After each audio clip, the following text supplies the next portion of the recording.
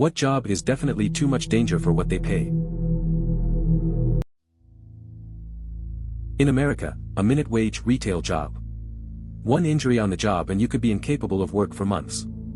An employer could decide it's worth it to risk firing you, and then you have to feed yourself without the ability to work while you simultaneously try to hold your former employer to even the bare-bones labor protections we have here. For minimum wage, which is not sustainable if you want to do something outlandish like have a single child with a spouse who also works full-time. But to hear my dumber erstwise co-workers tell it, it was them dagum meskans, what be talking all the good jobs. I can't believe nobody has mentioned garbage workers yet. There's serious amounts of dangers when you think about it. The smell is probably the easiest part to deal with. You have to open garbage bags by bags, not knowing what is inside it. It could be a toxic chemicals, could be sharp knife or glasses, could be corpses. Point is, there are way too many things human considers a garbage and that really scares me. The number of diseases you could get. I'm pretty sure garbage men are paid minimum wage. Anything in the medical field. Don't make that much money and there are so many downsides, illness, flu, tuberculosis, meningitis, etc. Workplace violence, people are oftentimes in altered mental status at the hospital and can easily become violent. Honestly, a lot of people are just gross. Even the nice people will sometimes need your help with the grossest stuff and you have to do it with a smile, smelling the worst smells and touching the most disgusting things and you can't make a face or say anything. Cleaners in health facilities and hospitals. Short of the few hazards and machines that require a cert, they're cleaning leak drainage, diff commodes, and endless shit and vomit, plus exposure to the same hostile patients as the carers/nurses. If they aren't unionized, it's a guarantee they get minimum wage here in North America. The turnover in the first 6 months is insane even with the union pay. But the push to privatize pieces of hospital infrastructure is huge right now. If these guys don't do a good job, people die. Hospital-acquired infections are at insane levels in some places. I deeply appreciate the need to compensate these people for what ends up being a career with the knowledge you take on regarding products, protection, and procedure. Add on the physical labor aspect, balancing speed and safety when changing dozens of garbages and scrubbing every little niche and nook in every hospital bed, and you have yourself a vital pillar of the hospital infrastructure industry. It absolutely should not be for profit. Unlike cleaners in a place like a mall or an office building, hospital cleaners' primary purpose is preventing death. Line cook. Get 8 to 15 max to work around lots of sharps and fire. Seen a cut to the bone, seen a cut finger on a slicer. Have been encouraged to use a slicer that wasn't working properly. Seen a co-worker get a 3rd-degree burn as they walked behind a cook that turned around with a pan of 500-degree oil in their hand. To be fair, the burnee didn't say, behind, but still sucks. Seen a hot plate burn a hole in someone's hand. Seen some plastic wrap get melted into someone's hand. Just yesterday saw a stack of plates break and a tiny shard stuck in someone's hand. Seen a couple out-of-control fires. Worked in 100-plus degree kitchen on the regular. Can be lots of smoke with poor ventilation, wet floors. It can be a really fun job but lots of places don't offer insurance, which is a shame for the amount of injuries that can happen and the amount of physical and mental stress the job regularly produces. I work with lots of exhausted people working 2 jobs to pay the bills. Bad teeth, mental health issues, drug use abounds. Being a special needs teacher. I was kicked in the knees until I literally could not walk. I had to go to physical therapy for 2 years until the pain finally went away. We had one student where the aides refused to work with him unless they were wearing a motorcycle helmet because he punched them without warning. I've been bitten, kicked, scratched, punched, and had bodily fluids thrown at me. I've been yelled at by parents and administrators while doing my best to help the kids with few resources and having to pay for supplies on my own. My pay with a master's degree and 10 years of experience was $39,000. The aides made $8 to $10 per hour. Not worth it. Radiolab had an interview with someone who worked as a content moderator for Facebook. They would get constant streams of content including child porn, gore, and terrorist recruitment videos, and they would have about 4 seconds to determine if it should be allowed to stay on Facebook. They said that after working there for a while they couldn't watch Quentin Tarantino movies anymore because they had seen people's heads blown off for real too many times. A lot of very typical PTSD symptoms. And these people probably got paid way less than police forensic examiners. I know someone in law enforcement who does this for a living. He was a patron at a bar I used to work at, but not a drunk by any means, kept himself under the limit. We all knew what he did for work, but never bothered him about it. However, one night I played yes or no with him about some specifics of the job.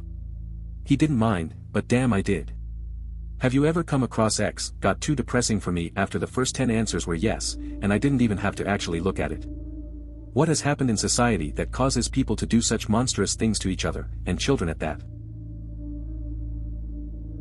A family friend of mine was a state trooper and died a couple of years ago. Really sudden. We got a call from his wife right before I had to get dropped off at school.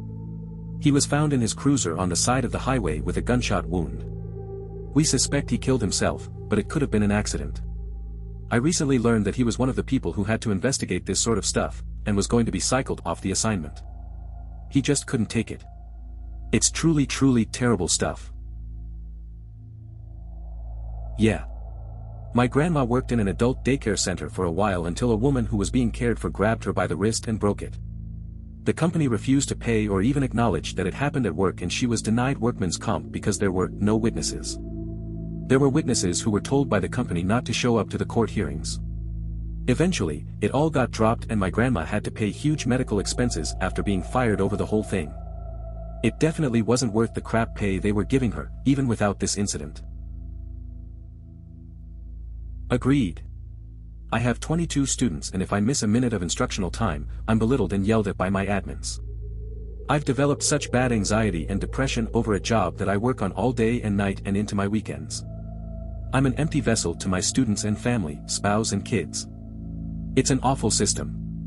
Then they subject us to watch these district training videos on how to stop bullying, yet I'm being bullied by my own admin, verbally called me an idiot, that I offend her, that I lie on my data, and how can I be so stupid if I have a master's? It's awful. Yet, because I can't quit in the middle of the year, I have to suffer until June. It's insane. Makes me cringe at going to work. Kudos to teachers who stick it out and are happy. My story. I only drove 6 to 8 hours a week, in dense urban area, most dense in the US, Canada, during the busiest times. I used an economy car. There really was no way I could have used that time to make more money doing anything else. I would drive until I made 200 plus tolls plus gas and stop. Over a course of 1 year I made 10K. Lost about $2,000 in taxes and tire replacement, so I figured just ended on a round number of 10K and drove a few more months. I took the 10K I made and stuck it in peer-to-peer lending. When my wife announced a year later that she wanted to finish her degree, I told her, take the money I made and quit your job. You only make 2K a month, so that will cover 1 semester of school. She did, finished her degree, got a job making 75K right out of college. That is my Uber/Lyft driving story. It is not for everyone, but it really worked for me. Hi. Person who knows some stuff about asbestos here. If you take a look at the Code of Federal Regulations, you have 4 classes of asbestos work. The top 3 require use of a powered air purifying respirator, meaning that all air is filtered first. And the last method is for asbestos contained in blocks that aren't going to become broken. And even then you still have to spray everything down to make sure nothing gets in the air. We learned our lesson with asbestos and we don't take chances. Also, there's no way somebody would take a job requiring PAPRs and asbestos training for $10. That's nuts. I am an entrepreneur, and it baffles me that anyone would ever consider open plan offices. There is something we call lines of communication, and the more lines of communication you create, the less productivity people have. Open plan offices are horrible at this because anyone can communicate to anyone at any given moment. It's extremely distracting. Productivity crashes. It's not organized. I could go on, but you get the idea. Open plan offices are terrible ideas at best, and bankrupt companies at worst. Work in an open floor plan and it really sucks. Managers always walk others around our office showing off the layout and tout how it promotes communication. The real deal is it makes you miserable and exhausted with constant noise all day. Multiple people with tick coughs, rapid constant mouse clicking, numerous people who talk on a phone like they are talking outside to a person 20 yards away, others who just talk to other coworkers all day, some of which are so loud that it sounds like they are beside you when they are really halfway and more across the office. Then you are also fully exposed to 10 coworkers and whoever wants to walk by. Pretty damn stressful. It's great when you have a load of work and 3 people are actively talking loudly all day and then 2 or 3 other people have a loud tick cough, like every minute, and they do it whenever others start working hard. By open plan office, do you mean like, an office without cubicles? Like just a room full of desks? If it causes you that much distress, I think there's something else at play here. ETA, rereading this, I realize it sounds a little condescending, and I promise I didn't mean to come off that way, so I'm really sorry if I did. I can totally understand how it would be annoying to not have anything to separate you from your coworkers and their conversations, and also annoying to have people walking behind you, and it's probably not conducive to actually getting work done. But, the open plan alone shouldn't make life so miserable that you die young, and if it is, it's likely a hostile environment, or possibly OP has some underlying anxiety causing him to feel this way. I agree with this. I'm going into pediatrics, which happens to be the lowest paying medical specialty, but I didn't choose medicine for the money. Becoming a doctor is a long, long road, and although the pay is comfortable, I don't think it's equivalent to the amount of time and effort put forth to get there. This is especially true during residency when you're working upwards of 90 hours per WK for $50,000 per year. It's the same story with EMTs and other healthcare professionals. A lot of work for a lesser reward. But at the end of the day, I love what I do. Now just imagine workers in high-end kitchens all over the country. You need years and years of experience and/or an expensive culinary education. There is a persistent, hard work culture where cooks are expected, despite the law, to work long hours without breaks, work 10+ hours shifts, and deal with a very fast-paced and stressful work environment, with most of them paid only a little bit more per hour than an average fast food worker. In my town, Panda Express pays the same per hour as most high-end kitchens that require a high skill set and insane amounts of work and devotion.